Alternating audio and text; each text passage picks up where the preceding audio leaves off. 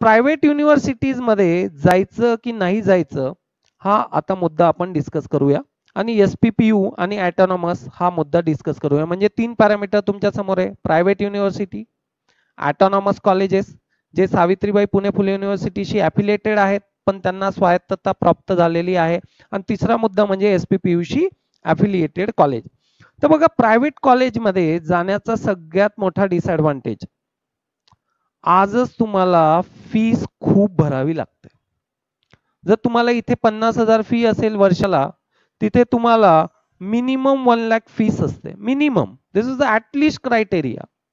Second thing, ह्या ज्या private universities आहेत, 1-2 युनिव्हर्सिटी सोडल्या, फॉर एक्झाम्पल भारती विद्यापीठ, टिळक महाराष्ट्र विद्यापीठ किंवा सिम्बायोसिस, तर बाकी सगळ्या युनिव्हर्सिटीज ह्या 1-2 वर्षातच आलेल्या आहेत.